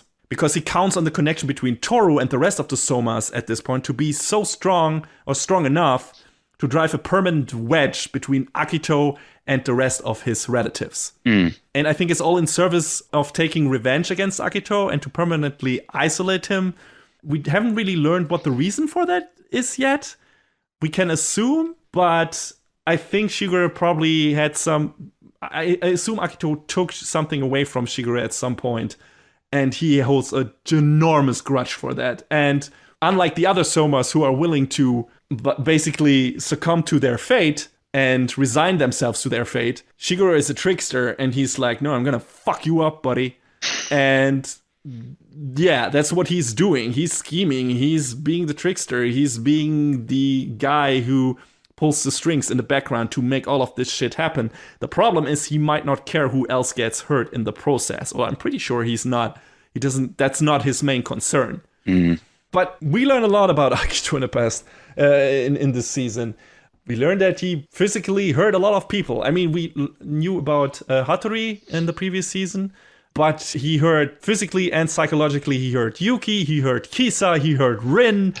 He's just lashing out all the time. He is portrayed like as this monster, as this childlike, very impulsive, kind of bordering on sociopathic, psychotic person who just fucking lashes out at everyone he can't control and he can't have for himself. And the moment they start pulling away from him, he just gets angry and tries to hurt them and tries to manipulate them to get back into his under his grasp, and to basically get chained themselves to him again. And it's really hard to see for all of the characters. Like he's portrayed to like this parasite sucking the energy and will to live out of everyone around him. Like he constantly demeans and belittles the other Somas and paints it as the sick, twisted way of caring about them. Like he comes across as like this sadist through and through. And I mean, he goes as far as to say, I'm the god of the zodiac. And it's like, whoa, buddy, hold on. Yeah. Everyone has to listen to me. And, it's not made really clear if there seems to be an actual supernatural power he holds above them. Like they can't resist his words. They can't really do anything directly to confront him. But there are ways around that. And we get to that because that's an important part of the season, especially when it comes to Yuki. But we feel like he's doing all of this to feel superior and wanting everyone else to do his bidding. Like you said, to the Zodiac members, Akito is basically a god. He has a stranglehold over their fate and commands their souls. Though there, like I said, there are not, maybe there are not really mystical powers at play here. We can't be sure. But it mostly seems to be just his standing as head of the family and him being a manipulative asshole who is good at playing with people's emotions. Could be one, could also be a supernatural thing involved because, actually, after all, these characters transform into animals when they're hugged by the opposite sex. So there's definitely a supernatural element. But it's not really clear if that's actually what Akito's power is or if it's just the power of manipulation and being a twisted sick fuck. And as the season progresses, we slowly, ever so slowly, get the small idea that's planted in our head that all of this is probably the result of him hating the life he was born into. There's small hints of that, like trickling into the show, trickling into the narrative, through the characters we see, how he acts when certain characters do something, like distancing themselves from him. When characters be like, okay, no, I want to do something myself. I can't be around you all the time. Then he gets really angry. You get the feeling he's like, maybe scared. Maybe he is afraid to be alone. And he hates seeing people finding happiness and strength on their own, carving their own way in life. Something he might not be able to do. Them releasing themselves from the chains that bind them to him. Because that is something he maybe isn't able to do. He is maybe chained to his fate, to being the god of the Somas, to having to fulfill a certain destiny, a certain task, a certain job, his fate that he was born into. And that makes him so angry and so sad that he wants everyone to suffer like he does. Instead of trying to be a better person, he takes his unhappiness out on all the people who can't act against him and thus chains them to him permanently so he isn't alone. In the beginning, you feel like, still, when you realize that, you're like, yeah, okay, I get it, maybe, but still a scumbag, and there doesn't seem really to be a reason for that. I don't feel sorry for him at all. He didn't choose his family, but he chose to be an asshole. And I was like, oh, are they gonna give us a sob story why Akito became twisted, and try to partially redeem them? I don't know if it will work for me, considering how successfully they painted him as this annoying sociopathic brat, because the show does a really good job at doing that. They try also to do like this redemption arc or they set it up for Yuki's mom in a way, and that didn't really work for me either, where it's like, hey, okay, maybe because Ayame told you this, you're trying to now, but Ayame came to that realization by himself. And you needed a kick in the ass, and we'll see where this goes from here, but you're definitely not there yet. Like, that greedy bitch can rot in the dumpster as far as I'm concerned, at least right now. I feel like she kind of started to take the first step, though. She did, yes. And if there are more steps, I'm willing to reconsider. But right now, you got a lot of work to do, lady. It's true that you can't choose your parents, but you can definitely tell them to permanently fuck off if they treated you like garbage your whole life. So, and then, by the end of the show, we get this bombshell. Akito is a woman. Oh, man, when that hit. I mean, you could say there were hints, like, because it's really androgynous figure and everything and face. And I think if you pay attention, they kind of avoid certain pronouns for her. And I'm sorry for misgendering Akito throughout pretty much all this review until now, but I wanted, for people who didn't know, I wanted to make this kind of a surprise as well. That's why I still said he in the beginning. But no, they kind of try to hide it still or leave it open. But at the end of the show, Kurino, who is the last Zodiac I think we meet, he was the rooster, but through certain circumstances, Toru notices it kind of, where it's like, hey, why did the birds fly away from Kurino? Each Zodiac has a spiritual connection with their spirit animals, so all the animals are drawn to them, like all the rats run to Yuki, all the cats run to Kyo, and so on.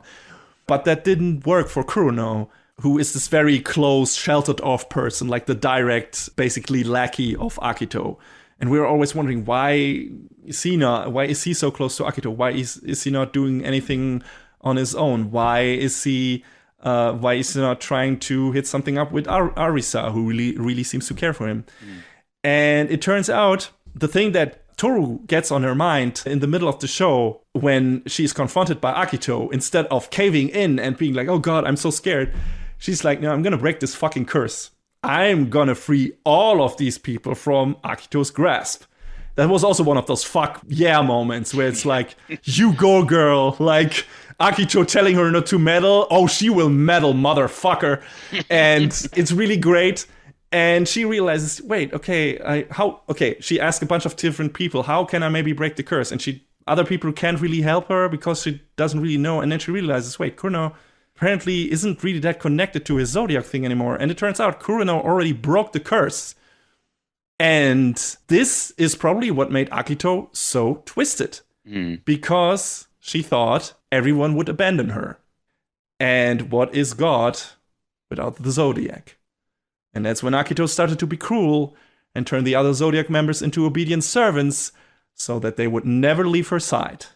And Kureno decided to stay by Akito's side because he felt sorry. In hindsight, maybe a mistake. Maybe. Yeah, because, people need to learn how to deal with loss, and just giving into their every whim just makes them spoiled psychotic brats, as it turns out. I mean, my suspicion is that Akito's mom is mainly to blame for all of this, because there is like this mysterious woman in the Soma main estate that we haven't really met yet. She's like, her face hasn't been shown yet. Toru almost encounters her, but then Kureno quickly grabs Toru and pulls her away and everything, so she isn't seen. And I think that woman's name is Ren, and I have my suspicion she is Akito's mom, because a lot of the story is about moms and, about parents being shitty to their kids. And I have a feeling Akito's mom forced Akito to live as a boy because God can't be a woman and has always been a man. And Akito got forced into this role that she didn't want to be in and was so afraid of being alone and had this distance to the other Zodiac members. And then when Kureno actually managed to pull away from her, from the link to Akito got so scared that she couldn't fulfill the prophecy, that she couldn't fulfill her role and would lose everyone and her whole meaning in life and everything she suffered through to fulfill her role, that her mom, probably her mom or the rest of the family, whoever the family had, forced on her, that would mean like completely destroying her life. And that's why she became so twisted and cruel. None of this has been confirmed yet. These are all suspicions by me, or all, things that I'm thinking that's where the story will go. But the hints are there. And I don't know, John, how did you judge or evaluate the final reveal of the show and how it all relates to what we have been seeing in this season so far? Oh boy. It's obvious that Akito's the superiority she felt she had, is not there anymore. And I kind of feel like the relationship that's starting to form between Arisa and Kureno is kind of probably, a big sticking point in there too, because, they're plainly attracted to each other. That much we know, and the part of the play where Arisa is basically shouting out exactly how she feels, and Kureno watching it after the fact, they both know what each other wants, but Akito coming along and saying, "You can't live your own life. Why would I let you do that?" And that's definitely probably. I feel like that's probably the straw that broke the camel's back, as it were. And now that even though Kureno has, no longer has the mystical, magical connection, as it were, that, the fact that he stayed by Akito's side so long, which, as you said before, maybe, probably, definitely a mistake. That, again, that is coming to bear, and that's it's the very, very last straw that, is making, causing Akito to kind of slowly start to just lose it. And it's clear that, she's not going to get back to the control she had before, because now that it's known that even one person has broken the curse. Though Kurino doesn't know how he did it. Yes, that's true. But it just happened, and he doesn't know what to do. And he's kind of... That's also a thing that's interesting. Everyone else of the Somas, or at least most of them, consider this actually be a curse. Kurino never did, because he was able to fly in the sky and everything, and he didn't mind the connection to Akito. And him actually losing this was also kind of a world-shattering event, in not necessarily a positive way. So yeah, but he doesn't know how it happened, and that's probably going to be that's still the mystery that's going to carry over into the next season, where it's like, okay, what happened to Kurino that made him lose his connection to Akito? And it's probably buried in their relationship somehow, or something that Kurino realized about himself, or something where he didn't need Akito anymore to become happy or to find his role in life or whatever. It will be interesting to find out what exactly that is. Yeah, I mean, because since the possibility is there, even though we don't know what it is, and since Akito has obviously known this for a long time. So now that the threat is there for the the separation from the quote unquote curse, what is she going to do? How is she going to handle that? Apparently not well. No, not at all. But I mean, she's literally grasping at straws, and the problem is Kurino is helping her with that. Yeah. If he had already made things clear and said, like, yeah, I broke the curse here, all of you can do the same, but he's keeping up the charade, which still gives her more power than she should have. If all of the other Zodiacs realized that, they would pull away. But then also, maybe they could come to a different relationship, to a different understanding with Akito, and she wouldn't be alone. The problem is that this vicious circle is being kept running, and that's the whole fucking thing. And I hope Toru, now that she knows the truth, manages to find a way to pull everyone out of it. She probably will. The problem is where to start, because Kurino has already said he's not going to leave Akito's side. He's going to stay, because that's the thing he decided, and he can't go back on that. And so we'll see. Yuki, on the other hand, doesn't have that kind of, attachment or feeling of loyalty, because Akito always treated him like shit. So he's already pulling away from her grasp, because he has realized that if he gets proactive, he has the power to improve himself enough to become independent and rid himself of Akito. And Akito realizes a strength in Yuki's eyes and is so disturbed by that she attacks him. And Yuki already in his mind says, sorry, but I will never return to your side. And it's a satisfying moment, though I have my doubts Akito will just let it happen. Oh, and absolutely not. Yeah, and Shigure seems to count on that. He wants a big blow up, so Akito gets rejected by absolutely everyone. Shunned, isolated, hated. That's my assumption anyway. We still don't really know why Shigure apparently carries such a grudge, or if he just wants to break the curse himself, and that's his method of doing that. That might also be the case. Maybe that's the only motivation. I don't know. But so far, there has not really been made any, at least as far as I've seen it, not made any real conclusive statement on why Shigure does what he does. And I assume that's going to come next. That's going to be one of the big points in the next season, I would assume. And it's not like, oh, well, now Akito is a woman, so everything is forgiven and okay. Of course not. Of course not. That's not what I'm saying. It's like, no, I understand where she is coming from. There's still a long road for her to go to turn her life around. And I know it's probably not her fault that the way she is. And I assumed that when I still assumed that she was a man. But the thing is, what happens next? It's just the setup is really interesting. And her being a woman helped me understand, oh, okay, I get why she maybe turned out the way she did, being put in this role of God or this role of a man that she didn't want to be, and being afraid of isolation through that. Makes a lot of sense. Don't know if that's actually where they're going with it. Probably, we'll see. But yeah, this got super interesting super fast. I mean, I thought the whole season was interesting. All the character development was great, and all the little character bits and comedy was fantastic. Like, I already liked the first season, but the second season is Jesus, wow.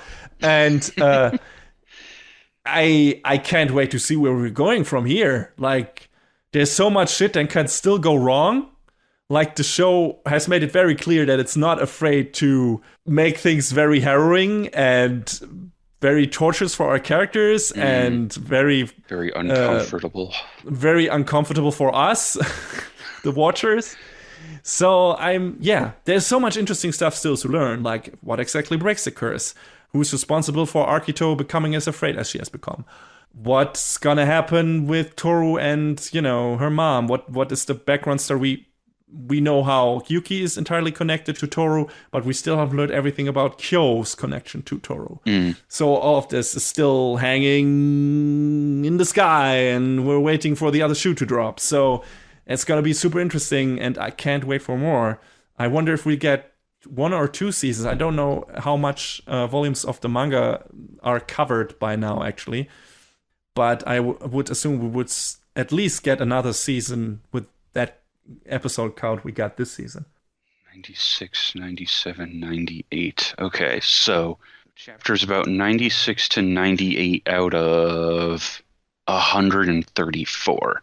So like 2/3 of the way through ish. Yeah, I would say another season then with the same count. Yeah, that's what I expected. Okay, so we're gonna get another 24, 26-ish episode season probably then, right? Yeah, about that. I mean, I think they also kind of break up the story as in like first year, second year, third year. So this last big arc will be the third year.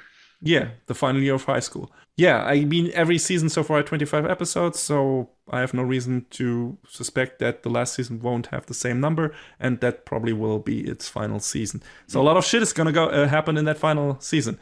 I'm hype, John. I don't know. How do you feel about it? I'm ready to have my heart broken. Yeah, I'm hype. I'm also very scared. So this could very well have a bittersweet ending. A very bittersweet ending. So we'll see what happens. I don't know if everyone will be eventually part of the banquet or if some people will end up alone. I have no fucking idea. But yeah. Fruits Basket is great. Y'all should watch it. It's depending on where you live, it's on Crunchyroll, Verve, Funimation, Anime Lab, Wakanim, Anime Digital Network. So it's on pretty much most of the big places with the exception of Netflix. But yeah, Fruits Basket is an emotional thrill, right? And it's not really any action in it, but the emotions pack a punch. Looking forward to more. I highly recommend you watching it. If you haven't watched the first season yet, we just gave away a lot of major plot points, so what the fuck are you doing? At least catch up to it right now before we give away a lot of the shit that happens in the third season. It's worth it. All right, speaking of worth it, since this is the season finale of Anime Brain Freeze, there is still one little thing we have to do.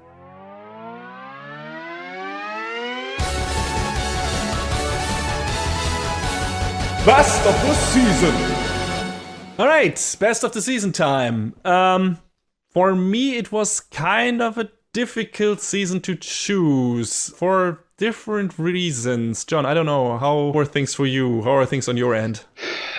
I was able to narrow it down to 3, like usual, of course. So it shouldn't be on this list. But man, The God of High School was a lot of fun. It was. It was such a trash show, but fuck if it wasn't just a blast to watch from beginning to end. I don't think it's worth being called best of the season, though, so I'm sorry.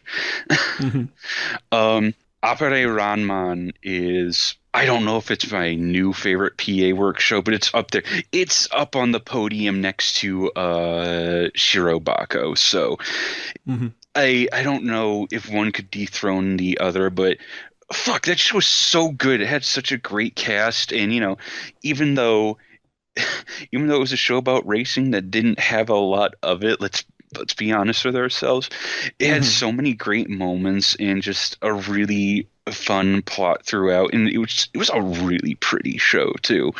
Oh yeah. wildly anachronistic with its vehicles, like we said. But it was great. It was a lot of fun, and I think it's also a pretty good pick. But I mean, I think Fruits Basket is probably the choice for me anyway, because it has, again, it was such a crazy emotional thrill ride. There's so much Yeah. just behind each character, the big twist at the end of this season. And I didn't get a chance to say it earlier, but when we were talking about it, God, maybe a few weeks, a month ago, in messages back and forth, I had to correct myself from using a certain pronoun because you hadn't gotten to that point yet. And when you got there, I was like, there it is. That's it. There it is. Now I can say the proper thing.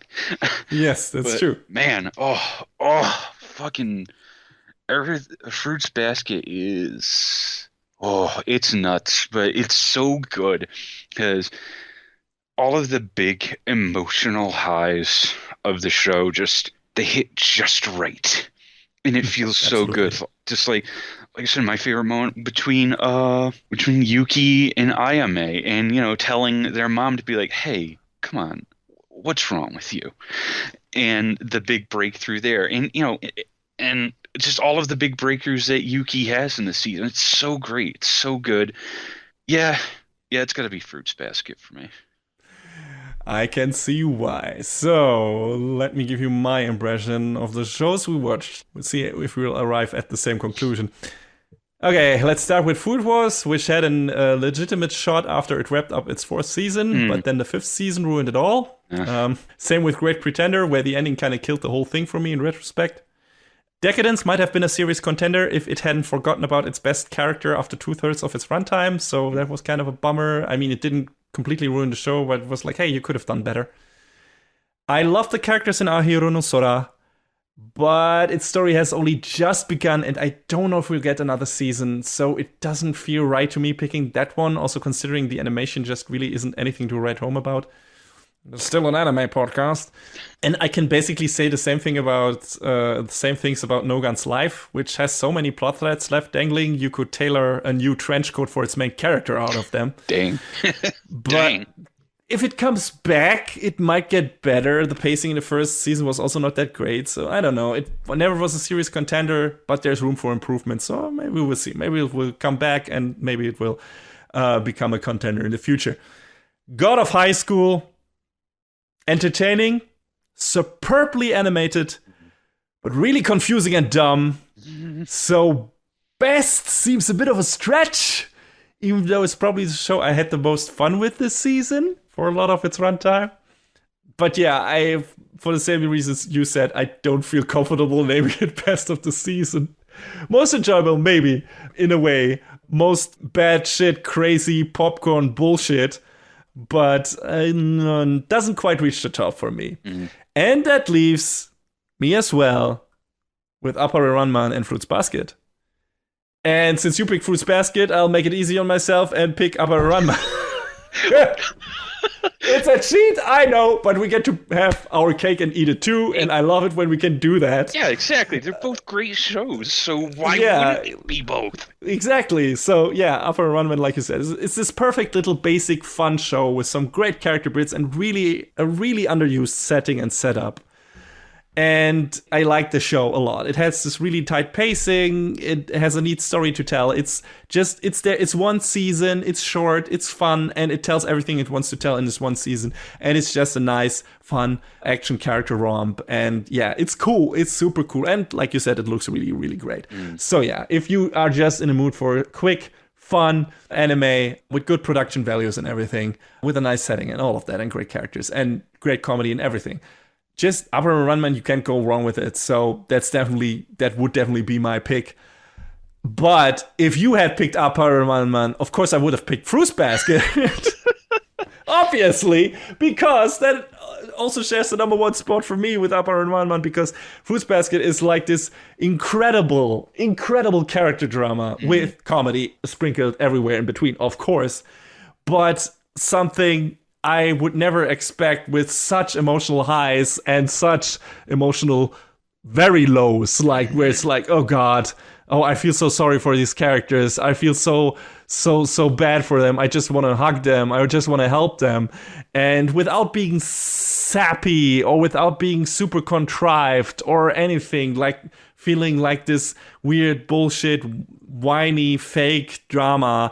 It just, all these characters feel genuine. All these characters feel real. All these characters feel like they're coming from a real place. And that with the supernatural element in it, which is an accomplishment by itself, where it's like that this show, that these characters feel so real and so close to you, the way they are written, the way they are acted, the way they are put in the story and, you know, set against each other, to clash with each other, to become friends with each other. And all of that feels really great. And then you got some nice plot developments, and the plot really picks up in the season. And then you get a really cool bombshell plot twist at the end that changes a lot of the things the season intentionally, of course, made you think in the beginning. I'm super interested to find out in the next season of Fruits Basket, whenever that hits. I think it hasn't been announced that yet, right? I think it's supposed to be airing next year, but it doesn't have like a time frame, rather. Yeah. Should clarify next year, meaning 2021 as of this record. Yeah. I mean, I made some, I don't know, some New Year's allusions in the intro, but let's be honest, this episode is going to release after New Year's, so whatever. Yeah. 2021 will be probably the final season of Fruits Basket, and I can't be more hyped for it. I'm looking forward to it. But yeah, people, 2 amazing shows this season. A lot of shows that had problems also in the seasons, but the 2 picks definitely are must-watch. Appare Ranman in itself is just this neat, tight little package that you can binge in one day very quickly and enjoy all of it and have a good time. And it's light and it's fluffy and it's fun and has some neat character development in there on the side that I didn't expect. And it's just super entertaining with high production values. And on the other side of things, you have this long, sprawling character drama starting with its first season in Fruits Basket and now revving things up in the second season, and everything that happens in there is super emotionally rewarding and interesting, and there are so many cool payoffs, and there probably will be many more in the third season. So get the fuck on that while you still can and can still be surprised and not have us give everything away when we review the third season, which will of course happen whenever that releases. But yeah, with that, we're done with this fucking... Boy, are we done with this fucking year. Holy shit. Yeah, that's it for Anime Brain Freeze for the wretched year of 2020. Hope to see you soon in 2021. Hopefully a better year, a healthier year. A year where we can maybe finally see people again without worrying. Eventually, that much anyway. Keep those vaccines coming. And yeah, let's hope for the best. Let's wish everyone a happy 2021. I know I need it. I'm pretty sure John needs it. We all need it. But, you know, until then, you, wear a mask, drink some water, take care of yourself, call your mom, and have a happy new year. Yep. Happy New Year, everybody.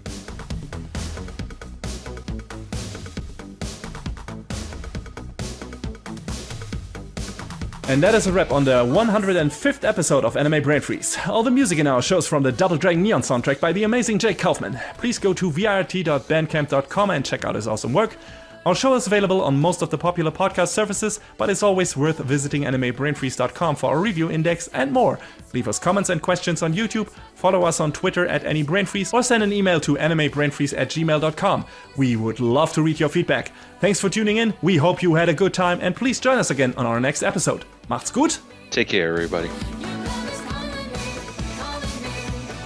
Next time on Anime Brain Freeze. From Japan to Russia. The wild journey to the frozen north continues.